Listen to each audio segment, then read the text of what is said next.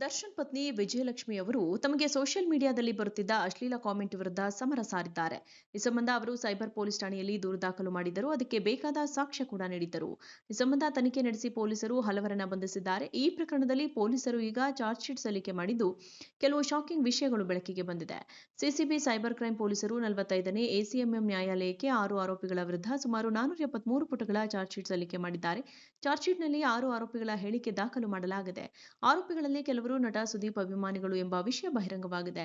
ಎಲ್ಲರೂ ನಕಲಿ ಐಡಿಗಳನ್ನು ಕ್ರಿಯೇಟ್ ಮಾಡಿ ಕಾಮೆಂಟ್ ಮಾಡಿದ್ದಾರೆ. ಕೆಲವರು ಕಾಮೆಂಟ್ ಮಾಡೋ ಉದ್ದೇಶಕ್ಕೆ ನಕಲಿ ಅಕೌಂಟ್ ಓಪನ್ ಮಾಡಿದ್ದರು ಎಂಬ ವಿಷಯ ಗೊತ್ತಾಗಿದೆ.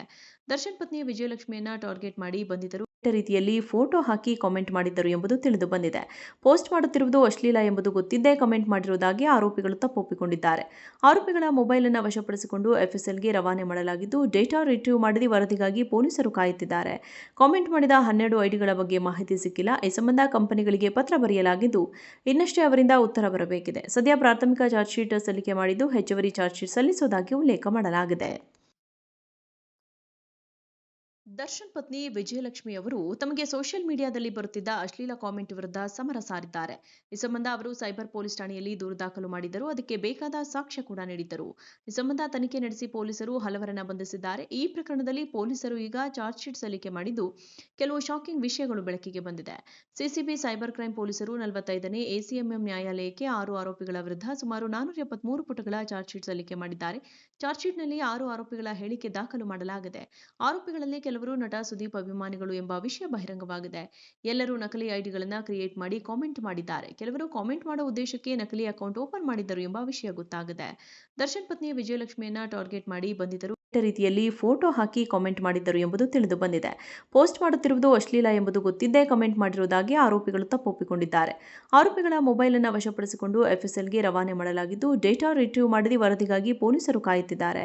ಕಾಮೆಂಟ್ ಮಾಡಿದ 12 ಐಡಿಗಳ ಬಗ್ಗೆ ಮಾಹಿತಿ ಸಿಕ್ಕಿಲ್ಲ. ಈ ಸಂಬಂಧ ಕಂಪನಿಗಳಿಗೆ ಪತ್ರ ಬರೆಯಲಾಗಿದ್ದು, ಇನ್ನಷ್ಟೇ ಅವರಿಂದ ಉತ್ತರ ಬರಬೇಕಿದೆ. ಸದ್ಯ ಪ್ರಾಥಮಿಕ ಚಾರ್ಜ್ ಶೀಟ್ ಸಲ್ಲಿಕೆ ಮಾಡಿದ್ದು, ಹೆಚ್ಚುವರಿ ಚಾರ್ಜ್ ಶೀಟ್ ಸಲ್ಲಿಸುವುದಾಗಿ ಉಲ್ಲೇಖ ಮಾಡಲಾಗಿದೆ. ದರ್ಶನ್ ಪತ್ನಿ ವಿಜಯಲಕ್ಷ್ಮಿ ಅವರು ತಮಗೆ ಸೋಷಿಯಲ್ ಮೀಡಿಯಾದಲ್ಲಿ ಬರುತ್ತಿದ್ದ ಅಶ್ಲೀಲ ಕಾಮೆಂಟ್ ವಿರುದ್ಧ ಸಮರ ಸಾರಿದ್ದಾರೆ. ಈ ಸಂಬಂಧ ಅವರು ಸೈಬರ್ ಪೊಲೀಸ್ ಠಾಣೆಯಲ್ಲಿ ದೂರು ದಾಖಲು ಮಾಡಿದ್ದರು. ಅದಕ್ಕೆ ಬೇಕಾದ ಸಾಕ್ಷ್ಯ ಕೂಡ ನೀಡಿದ್ದರು.